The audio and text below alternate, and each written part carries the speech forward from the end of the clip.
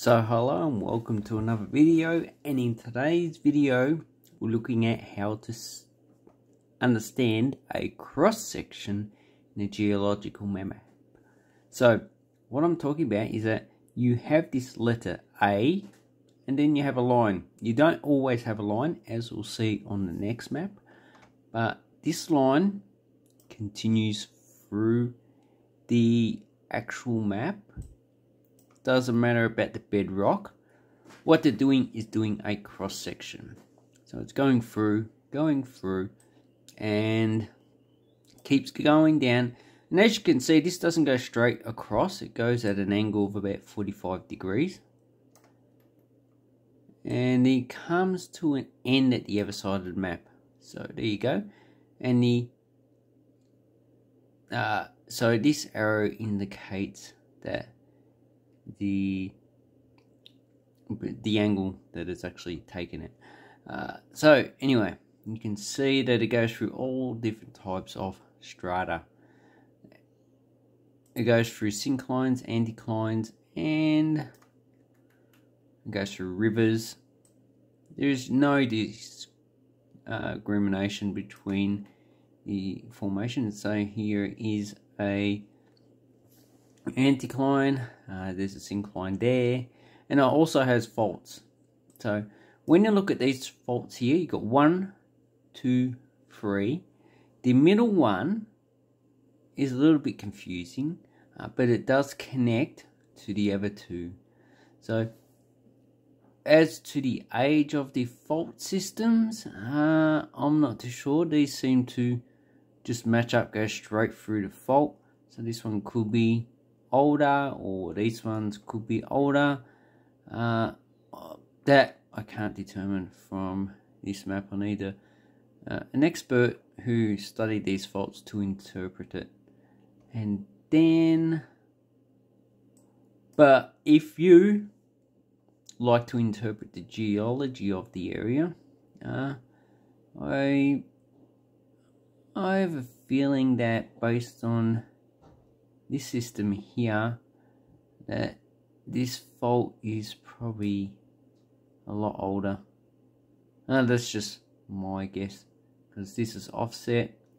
This doesn't seem to be offset here down south. It does seem to be offset north of the fault.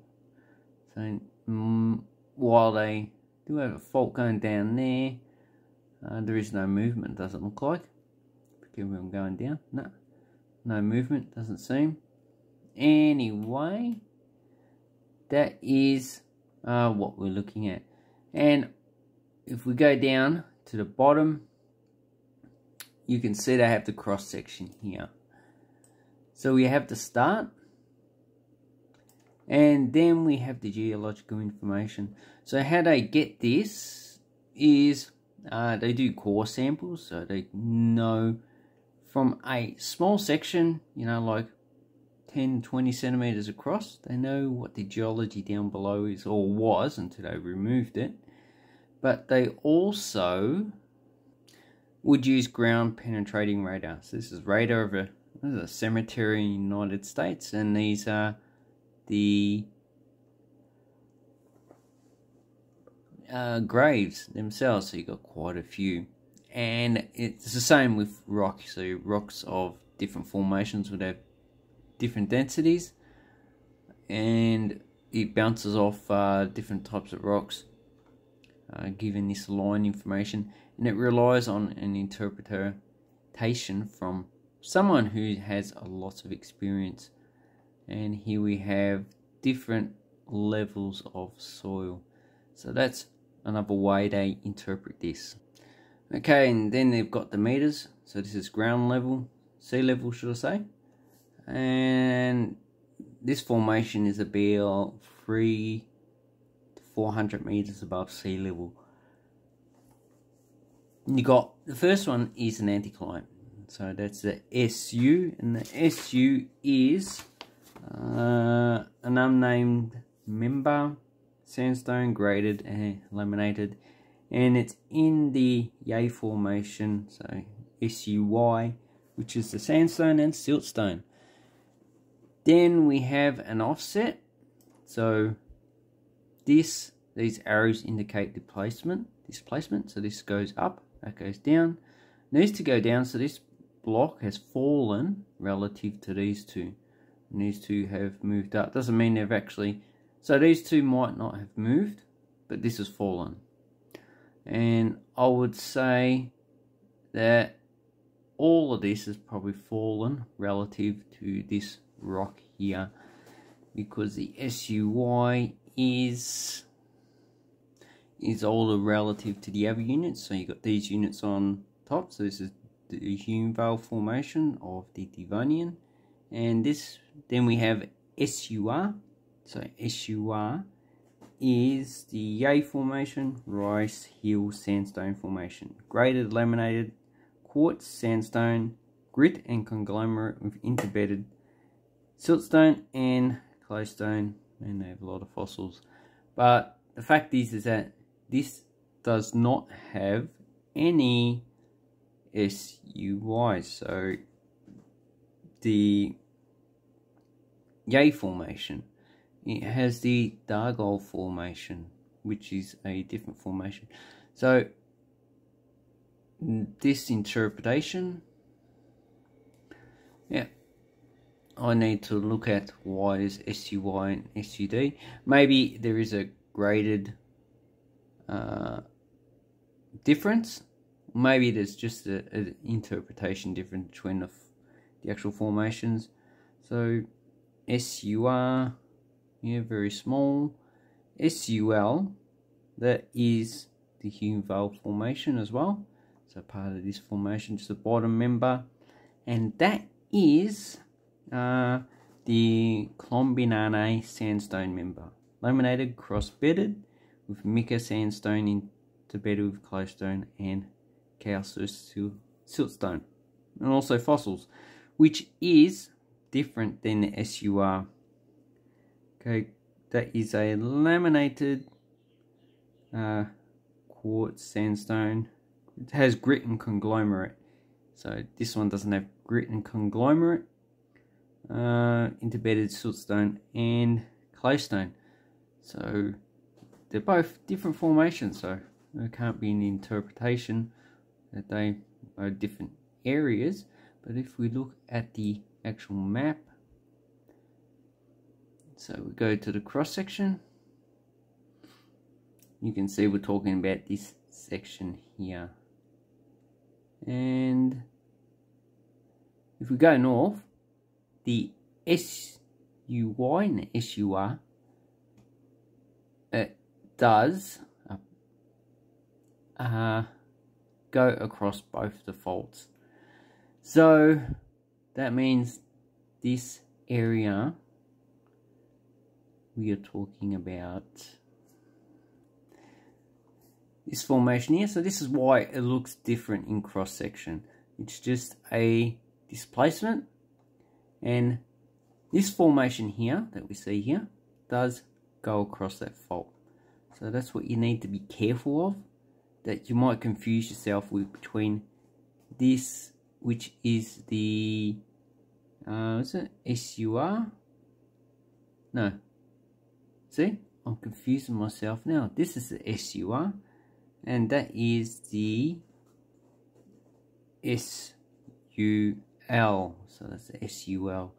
So that's what I mean. When you need to look at these maps, don't get yourself confused. Always look at the map that they give you, that the cross section is on. And so, with that out of the way, you need to look that this is also an angle. So this fault does join to those sections. So you need to take that into account as well. And this faulting system, it doesn't look like it can join up with these two because it's at an angle. So that's another thing you need to take into account. And also they have these interpretations of anticlines. So this is their guesstimate of, based on the angle that the rock comes out of the ground, or it's at the surface on both sides. And they also put the creeks. You don't see the creeks, and you also don't see the erosional material that's on top of the formation. And here we have a Anticline, and they've got synclines that meets up. So this would have curved around here, and they didn't do an interpretation of where the rock joins up between each other. So that's, can leave it up to your guesswork. I reckon at the top of that anticline will be up here, but a lot of the older rock has been eroded, and I didn't put DLQ anyway. So the SUD is the Dargol Formation, then we've got the Hume Vale Formation on top. DLF and DLQ are younger rocks of Devonian, and they are minor in this area, but they probably outcrop a lot more in every area. So as we go, we come across a dike.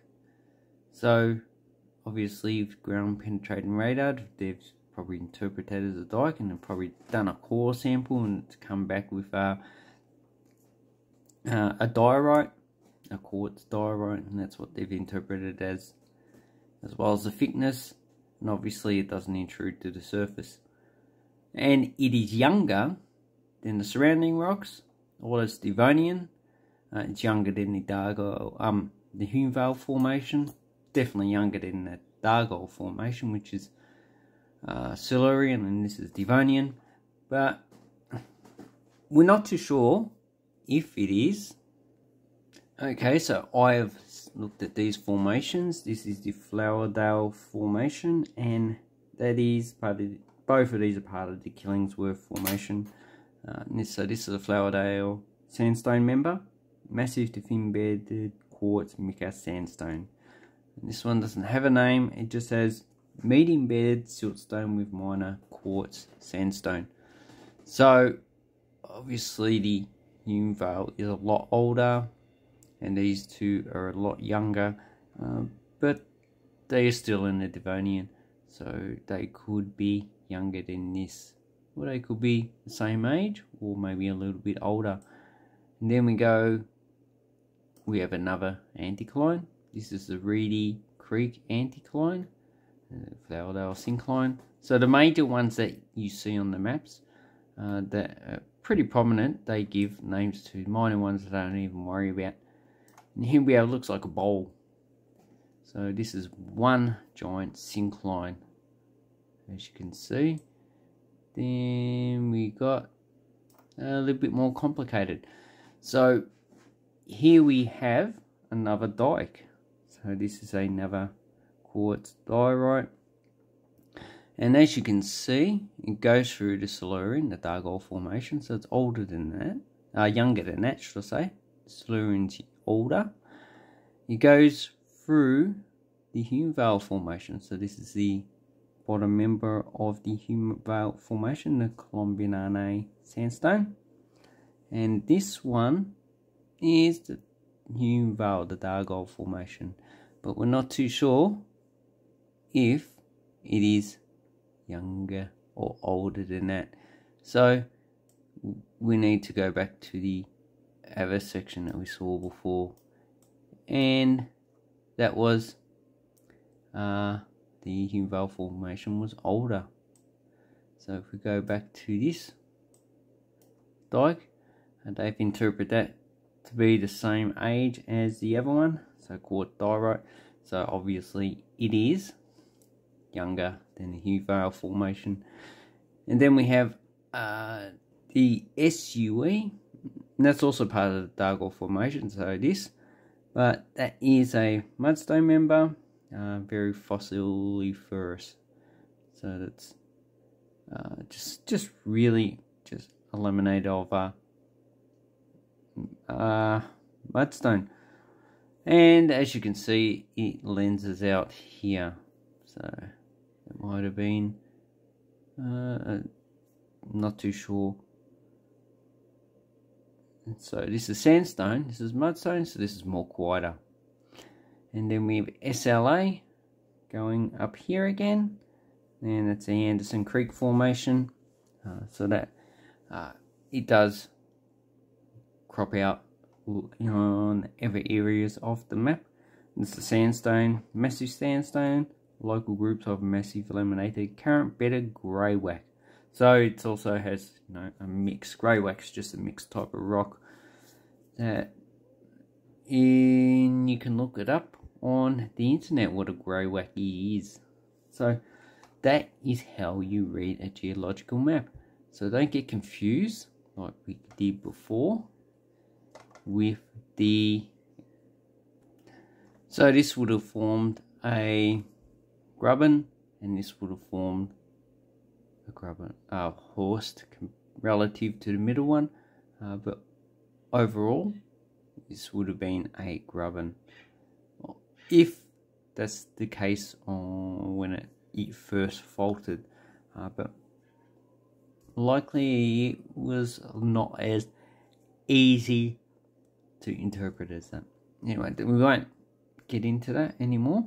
So I hope this helps you interpret a geological map and have an awesome time learning geology. Thank you very much for watching and have an awesome time. Thank you and goodbye.